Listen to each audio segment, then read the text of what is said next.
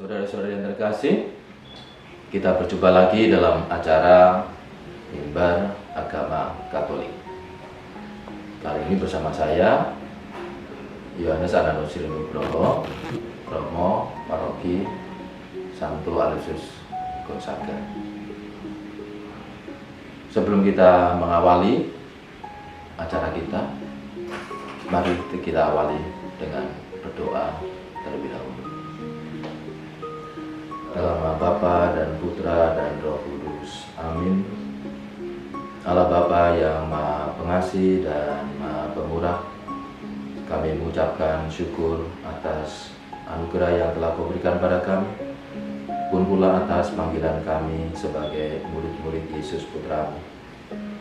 Hari ini kami mau belajar untuk menjadi murid, mendengarkan dari Sang Guru Yesus Kristus yang mengajarkan kami tentang inti pewartaannya, yakni kerajaan surga.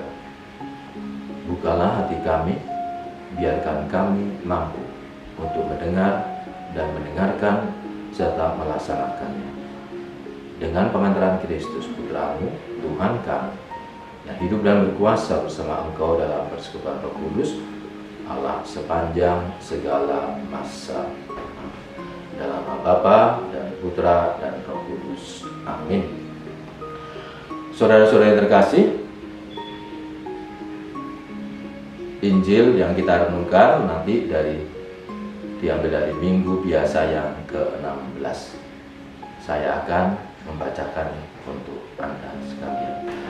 Saudara-saudara yang terkasih, saya akan membacakan Injil Yesus Kristus tulisan Matius bab 13 ayat 24 sampai dengan 43. Sekali peristiwa, Yesus menyampaikan suatu perumpamaan lain lagi kepada orang banyak. Katanya, hal kerajaan surga itu seumpama orang yang menaburkan benih baik di ladangnya.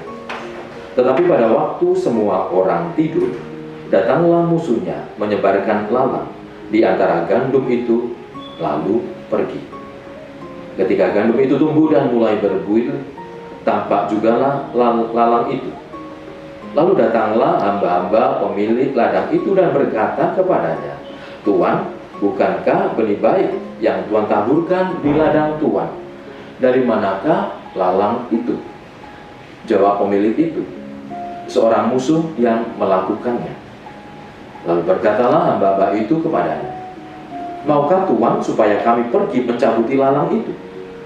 Tetapi dia berkata, jangan, sebab mungkin gandum itu ikut tercabut pada waktu kamu mencabut lalang itu. Biarkanlah keduanya tumbuh bersama sampai waktu menuai tiba. Pada waktu itu aku akan berkata kepada para penuai, kumpulkanlah dahulu lalang itu dan ikatlah berberkas-berkas untuk dibakar. Kemudian kumpulkanlah gandum itu ke dalam lumbungku. Yesus menyampaikan suatu perumpamaan lain lagi kepada mereka. Hal kerajaan surga itu seumpama biji sesawi yang diambil dan ditaburkan orang di ladangnya. Memang biji itu yang paling kecil dari segala jenis benih, tetapi apabila sudah tumbuh, sesawi itu lebih besar daripada sayuran lain, bahkan menjadi pohon, sehingga burung-burung di udara datang bersarang pada ranting-rantingnya. Yesus menceritakan perumpamaan lain lagi kepada mereka. Hal kerajaan surga itu seumpama ragi yang diambil seorang perempuan dan diadukan ke dalam tepung terigu sebanyak 40 liter sampai mengembang seluruhnya. Semuanya itu disampaikan Yesus kepada orang banyak dalam perumpamaan. Ia tidak menyampaikan apapun kepada mereka kecuali dengan perumpamaan. Dengan demikian digenapilah firman yang disampaikan oleh Nabi. Aku mau membuka mulutku untuk menyampaikan perumpamaan. Aku mau mengucapkan hal-hal yang tersembunyi sejak dunia dijadikan. Lalu Yesus pun meninggalkan orang banyak itu dan pulang. Para muridnya kemudian datang dan berkata kepadanya, jelaskanlah kepada kami arti perumpamaan tentang lalang di ladang itu. Yesus menjawab, orang yang menaburkan benih baik ialah putra manusia. Ladang ialah dunia. Benih baik itu adalah anak-anak kerajaan, sedangkan lalang adalah anak-anak si jahat. Musuh yang menyebarkan lalang ialah iblis. Waktu menuai ialah akhir zaman, dan para penuai itu malaikat. Jadi, seperti lalang itu dikumpulkan dan dibakar dalam api, demikian juga pada akhir zaman. Putra manusia akan menyuruh malaikat-malaikatnya, dan mereka akan mengumpulkan segala sesuatu yang menyebabkan orang berbuat dosa, dan semua orang yang melakukan kejahatan dari dalam kerajaannya. Semuanya akan dicampakkan ke dalam tungku berapi. Di sanalah akan terdapat ratapan dan retak gigi. Pada waktu itulah orang-orang benar akan bersinar seperti matahari dalam kerajaan Bapa mereka. Siapa bertelinga, hendaklah ia mendengarkan. Demikian para saudara-saudari yang terkasih, bacaan Injil yang akan kita renungkan. Saudara-saudari yang terkasih, seberapa sering kita mendengarkan Yesus berkata atau menyampaikan kerajaan surga. Kerajaan surga. Kerajaan surga merupakan inti atau pokok pewartaan Tuhan Yesus. Apa itu kerajaan surga atau kerajaan Allah? Sebuah situasi di mana Allah sendiri yang akan menjadi raja. Dan bagi kita, orang Kristiani, orang Katolik, kerajaan Allah nampak sempurna utuh dalam diri Yesus Kristus putranya. Melalui apa? Melalui sabda dan tindakannya. Seringkali kita mendengarkan bagaimana Yesus menyampaikan sabdanya. Khotbah di bukit bersabda, tapi terkadang ia melakukan kerajaan surga. Allah yang Maha Rahim, Allah yang Maha Pengampun, Allah yang berbelas kasih melalui tindakannya. Hanya melalui sentuhan fisik, tanpa kata, orang menjadi sembuh. Saudara-saudara yang terkasih, pewartaan kerajaan surga sekali lagi merupakan inti pokok pewartaan Tuhan Yesus. Hari ini kita mendengarkan bagaimana Yesus menyampaikan hal kerajaan surga itu dalam bentuk perumpamaan, bukan dalam bentuk wejangan atau khotbah.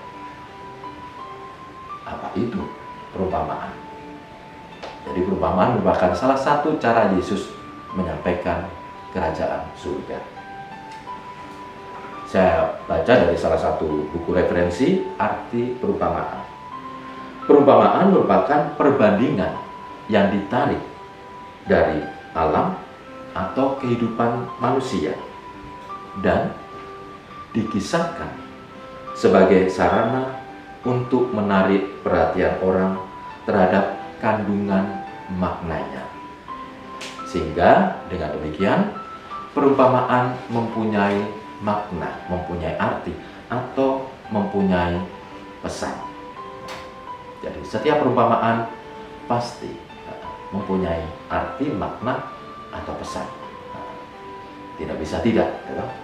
Nah, Injil yang kita dengarkan bersama pada saat ini, saudara-saudara yang dikasih, hal kerajaan surga disampaikan oleh Yesus melalui 3 perumpamaan, yakni benih, gandum dan lalang, kemudian biji sesawi, dan kemudian ragi. Yang mau disampaikan oleh Yesus melalui perumpamaan 3 perumpamaan itu apa? Atau isi, atau makna, atau pesannya apa? Yang pertama berkaitan dengan perumpamaan benih, gandum, dan ilalang. Maka gereja juga dipanggil untuk belajar apa? Bertahan. Belajar apa? Belajar bersabar pula. Mengapa? Karena ladang yang digambarkan sebagai simbol dunia berisi yang baik dan yang tidak baik, yang baik dan yang jahat. Maka gereja hadir dalam dunia karena gereja merupakan bagian dari dunia tidak terpisah. Bagaimana kita mewartakan kerajaan surga itu? Maka gereja dipanggil untuk juga bertahan, tidak tergesa-gesa. Mungkin seringkali kita protes, toh di dunia ini kok begitu banyak kejahatan dan sebagainya dan sebagainya dan sebagainya. Selama kita menjadi jengkel, emosional dan sebagainya, bok jauh. Nah, melalui perumpamaan ini kita diajak untuk melihat, ya, pertama diri baru bertahan. Kalau kamu punya kebaikan, nilai baik, kamu harus bertahan dengan kebaikan. Sehingga dengan demikian ilalang menjadi tantangan, bukan menjadi lagi persoalan, tidak, menjadi tantangan. Seberapa aku kuat untuk hidup bersama dengan mereka itu. Maka pesan yang disampaikan adalah gereja sebagai wujud, salah satu wujud wadah dari kerajaan Allah dipanggil untuk juga bertahan, juga untuk bersabar, membiarkan Allah sendiri bertindak. Kapan itu? Pada akhir zaman, pada saat menuai. Maka kita harus bertahan dalam hidup di dunia ini. Kebaikan harus kita pertahankan, kita perjuangkan, tetap kita bertahan. Sumber-sumber iman ada pada kita. Dunia menawarkan begitu banyak hal yang seringkali tanpa sadar bisa menyeret kita. Maka sebagai orang Kristiani, bagi gereja Katolik, kita punya sumber iman. Kitab suci, tradisi, dan magisterium. Itu menjadi sumber-sumber yang membuat kita bertahan dalam hidup dunia bersama yang lainnya, benih gandum dan benih lara. Saudara-saudara yang terkasih, lantas perumpamaan yang kedua dan ketiga, biji sesawi dan ragi, boleh dikatakan bisa digabung, mau mengatakan bahwa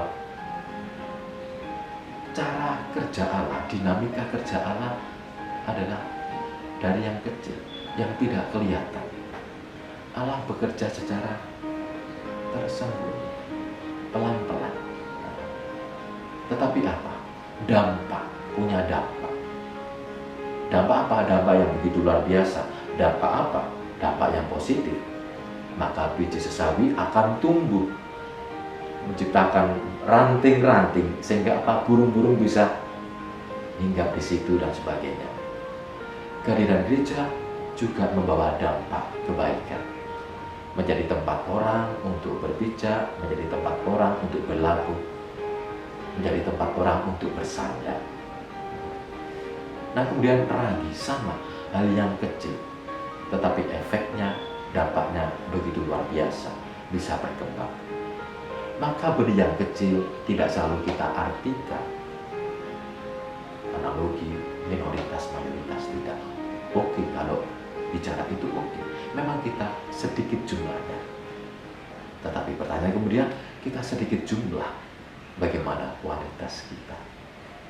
Maka hal yang kecil kalau kita andaikan dengan soal jumlah, memang jumlah orang Katolik kecil, sedikit. Tetapi bagaimana dengan kecil yang sedikit itu? Apakah membawa dampak yang luar biasa, dampak kebaikan? Saudara-saudara yang terkasih, panggilan kita, panggilan gereja adalah melanjutkan pewartaan Tuhan Yesus. Apa? Mewartakan kerajaan Allah, kerajaan surga. Gereja dipanggil, dipercaya oleh Allah sebagai wujud, sebagai wadah untuk menunjukkan bahwa Allah memang ada. Memang Allah itu sungguh baik. Bahwa Allah itu pun sungguh mengasihi. Bahwa Allah itu pun juga mengasihi. Itu nampak dalam pribadi Yesus. Maka gereja sebagai kumpulan juga sebagai anggota masing-masing pribadi, kita pun juga dipanggil untuk menjadi benih gandum, menjadi biji sesawi, pun juga menjadi ragi. Mari kita bersama-sama mengupayakan hidup kita di tengah-tengah situasi semacam ini. Situasi semacam ini merupakan tantangan bagi kita orang Kristiani. bagaimana kita mampu bertahan, bagaimana kita juga mengembangkan kebaikan melalui hal yang kecil-kecil, tidak terlalu banyak, yang kecil. Allah melihat yang kecil, dan itu cara Allah bekerja. Mulai yang kecil, rahasia, tidak banyak cakap, tidak banyak omong, tetapi sungguh-sungguh berdampak baik. Mari kita sadari panggilan kita sebagai murid. Ya, Yesus adalah guru yang mengajarkan tentang kerajaan surga. Mari kita bersama-sama, para saudaraku, saudara kasih, kita akhiri acara kita dengan doa penutup dan juga berkat. Dalam nama Bapa dan Putra dan Roh Kudus. Amin. Allah Bapa yang Maha Pengasih dan Maha Pemurah, kami mengucapkan syukur atas sabda yang disampaikan oleh Yesus Kristus Putramu, Guru kami, bagi kami semua sebagai murid-muridnya. Mampukanlah kami untuk melaksanakan kerajaan itu melalui ajaran Dia pada hari ini, melalui perumpamaan. Biarkanlah kami mampu untuk bertekun, bersabar, dan bertahan hidup dalam dunia ini. Mampukanlah kami untuk juga mengembangkan hidup kami agar makin berbuah dan bermakna, berfaedah bagi banyak orang lain. Allah Bapa yang Maha Pengasih, Maha Pemurah, kami sampaikan semua doa permohonan dan harapan kami itu melalui Yesus Kristus Putra-Mu. Dialah Tuhan, pengantara kami sepanjang segala masa. Tuhan bersamamu, bersama rohmu. Kita sekalian senantiasa dilindungi, dibimbing, dan diteguhkan oleh berkat Allah yang Maha Kuasa, Bapa dan Putra dan Roh Kudus. Amin. Terima kasih.